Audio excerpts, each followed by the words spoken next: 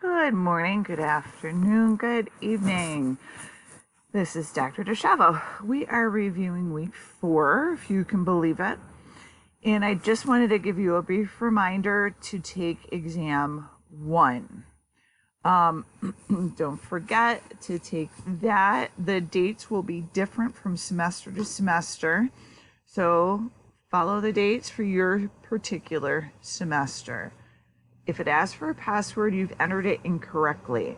You need to reread the announcement that I posted on RP Now. You have to enter it in the way those directions are presented. For week 4, we're going to move into some more familiar material, cardiovascular and lymphatic. There's only a slide or two on lymphatic system. Cardiovascular system is more of the focus, and as you know, that will be heart and blood vessels. There's 3 different lectures you need to review. If you have any questions, let me know. This is bread and butter stuff, so make sure you review that very well. I've graded some of the discussions. I'd like to offer some suggestions. Please use spell and grammar check. I'm not taking points off for words that are misspelled or grammatical errors. And there weren't any misspelled words. However, there were misused words. So I guess more of a grammar check would be appropriate.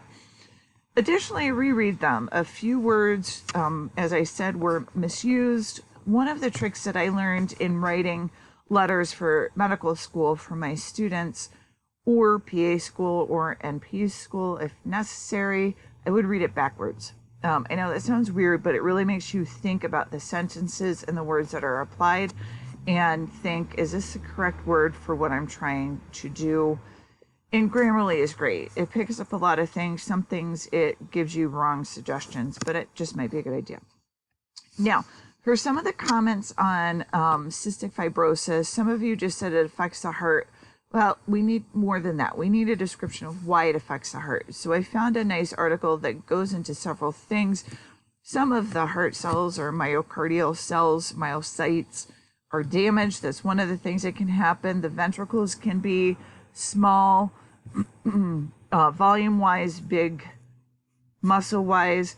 The blood vessels, due to inflammation, the endothelium can be damaged, which can actually cause a narrowing and a hardening of the blood vessels. So something more like that. We need to extrapolate those ideas out. And there's a well-written article on some of the heart disease with cystic fibrosis. So this I didn't take points off, but I have never heard, not to say that I know everything, there's always new things to learn, ductulus. I'm not sure if that's something that the book uses or not. I didn't see that. Maybe you guys heard that.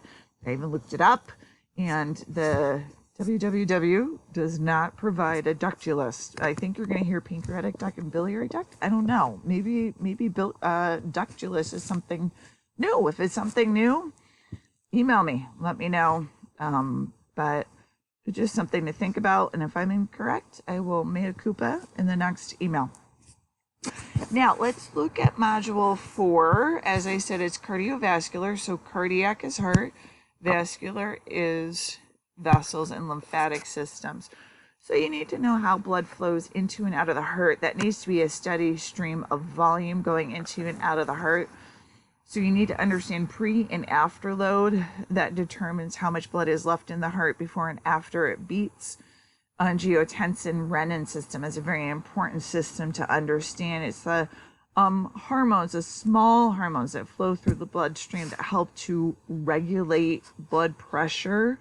Very important to know. That's where an ACE inhibitors actually tie in. Identify diseases of arteries and veins, you need to know. And we need to know different things that happen at different ages. You know, disorders in adults as well as disorders in infants. And I'm sure you all know, going through peds, that disorders in the heart in infants can be deadly if they are not determined early, and that's where those congenital cardiac defects come into play. And this breaks it down a little bit more, different diseases that can be found. And remember, as you start to look into these diseases, some may have similarities, but you're looking for things that stick out, that help you to differentially diagnose these diseases. And don't forget, there is a discussion and also the exam review, which is in a different section. And you could pick one of the two discussions, okay? The initial post needs to be by Thursday. I told everybody Sunday, guys, just so you know, it is supposed to be Saturday. I will not dock you points if it's not posted by Sunday, but moving forward, they may change that to Saturday for you. But if you don't have it posted by Thursday and Sunday in my class, I will dock you points.